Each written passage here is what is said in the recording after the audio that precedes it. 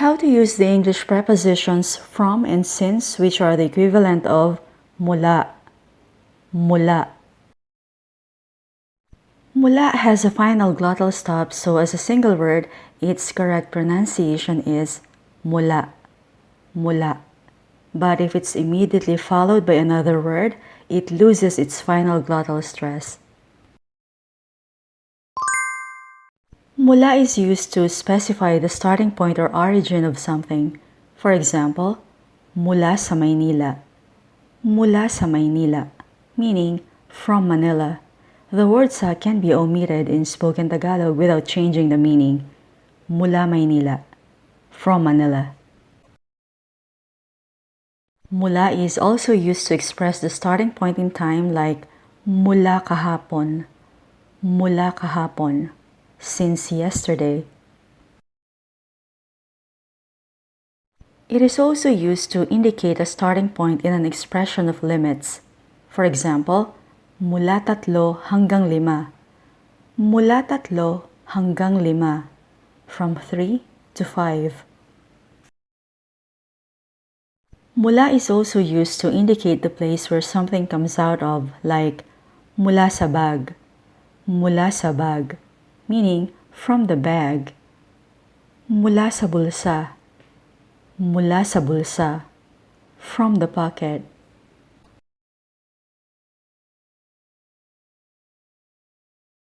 Mula also indicates a specific starting point in time, like mula 2020, meaning from 2020 or since 2020.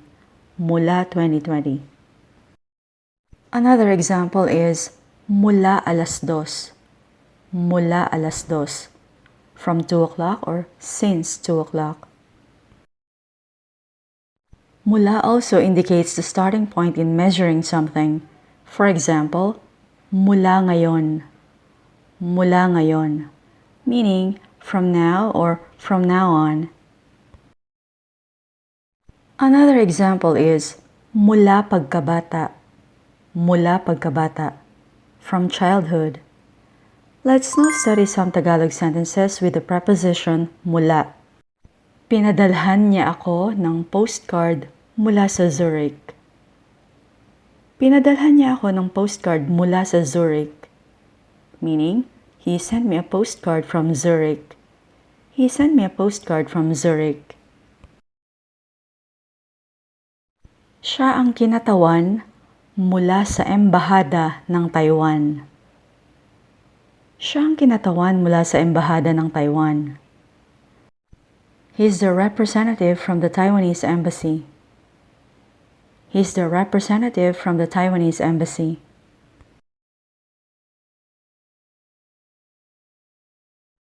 Kasapi ng Schengen area ang France mula pa noong 1995. Kasapi ng Schengen area ang France mula pa noong 1995. France has been a member of the Schengen area since 1995. France has been a member of the Schengen area since 1995. Nandito ako mula pa noong katapusan ng Hunyo. Nandito ako mula pa noong katapusan ng Hunyo. I've been here since the end of June. I've been here since the end of June. Gaano kalayo yon mula rito? Gaano kalayo yon mula rito? How far is it from here? How far is it from here? Isinalin sa English ang kwento mula Arabic. Isinalin sa English ang kwento mula Arabic. The story was translated from Arabic to English. The story was translated from Arabic to English. Anong oras darating ang flight mula sa Qatar? O kaya, anong oras darating ang flight mula Qatar? What time does the flight from Qatar arrive? What time does the flight from Qatar arrive? May librong nakalawit mula sa ilalim ng kumot. May librong nakalawit mula sa ilalim ng kumot. There's a book sticking out from under the blanket. There's a book sticking out from under the blanket.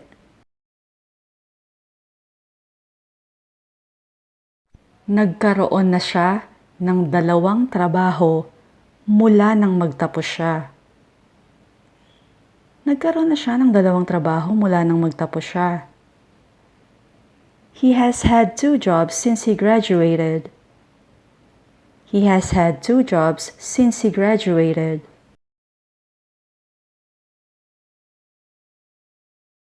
Mga 5 kilometro yon mula sa airport hanggang sa hotel mo.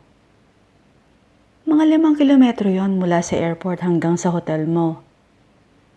It's about 5 kilometers from the airport to your hotel. It's about 5 kilometers from the airport to your hotel.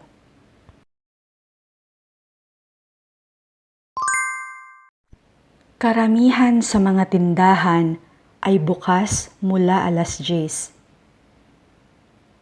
Karamihan sa mga tindahan ay bukas mula alas 10. Most of the shops are open from 10 o'clock. Most of the shops are open from 10 o'clock.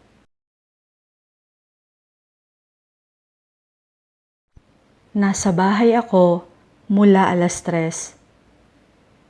Nasa bahay ako mula alas 3. I'll be at home from 3 o'clock onwards. I'll be at home from 3 o'clock onwards. Kumuha siya ng mga barya mula sa bulsa niya. Kumuha siya ng mga barya mula sa bulsa niya. She took some coins from her pocket. She took some coins from her pocket.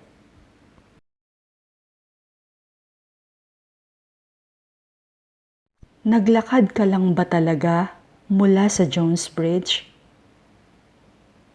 Naglakad ka lang ba talaga mula sa Jones Bridge? Did you really walk all the way from Jones Bridge? Did you really walk all the way from Jones Bridge? Mula bukas, lahat ng expense form na ipapasa mo ay dapat munang pirmahan ni Judith. Mula bukas, lahat ng expense form na ipapasa mo ay dapat munang pirmahan ni Judith. From tomorrow, every expense form that you submit must first be signed by Judith. From tomorrow, every expense form that you submit must first be signed by Judith.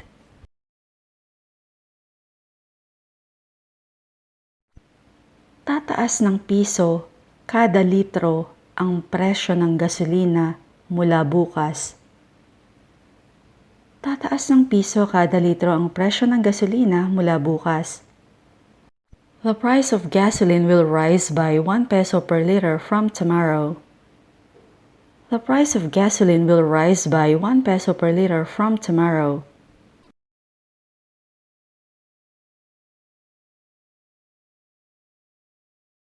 Mula ng araw na iyon, nangako siyang magbabago. Mula ng araw na iyon, nangako siyang magbabago. From that day on, he promised to change. From that day on, he promised to change. Hinihintay kita mula pa kaninang umaga. Hinihintay kita mula pa kaninang umaga. I have been waiting for you since this morning. I have been waiting for you since this morning. Nagkakahalaga ang mga tiket mula 50 hanggang 100 piso. Nagkakahalaga ang mga tiket mula 50 hanggang 100 piso. Tickets cost from 50 to 100 pesos. Tickets cost from 50 to 100 pesos. Kababalik lang ng pamangkin ko mula Japan. Kababalik lang ng pamangkin ko mula Japan. My nephew has just returned from Japan. My nephew has just returned from Japan.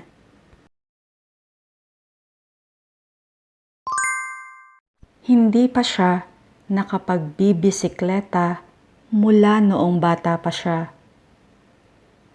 Hindi pa siya nakapagbibisekleta mula noong bata pa siya.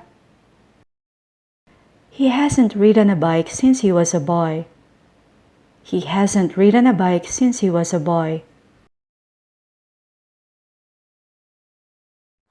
Hindi pa ako kumakain mula noong almusal. Hindi pa ako kumakain mula noong almusal. I haven't eaten since breakfast. I haven't eaten since breakfast. Hindi ko pa siya nakikita mula kahapon. Hindi ko pa siya nakikita mula kahapon.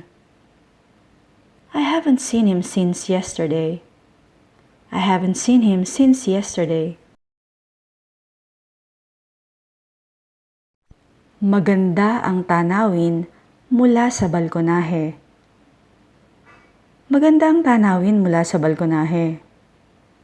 The view is nice from the balcony. The view is nice from the balcony. Nabawi ni Sam ang mga anak niya mula sa kanyang mga biyenan.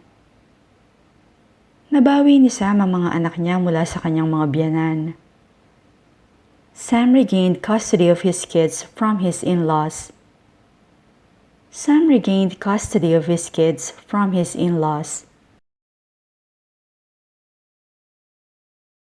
May trabaho ako mula Linggo hanggang Huwebes. May trabaho ako mula Linggo hanggang Huwebes. I have work from Sunday to Thursday. I have work from Sunday to Thursday. Nahulog siya mula sa kabayo. Nahulog siya mula sa kabayo. She took a fall from a horse. She took a fall from a horse. Nakatakda ang pulong 1 linggo mula ngayon. Nakatakda ang pulong 1 linggo mula ngayon. The meeting is scheduled for a week from today. The meeting is scheduled for a week from today.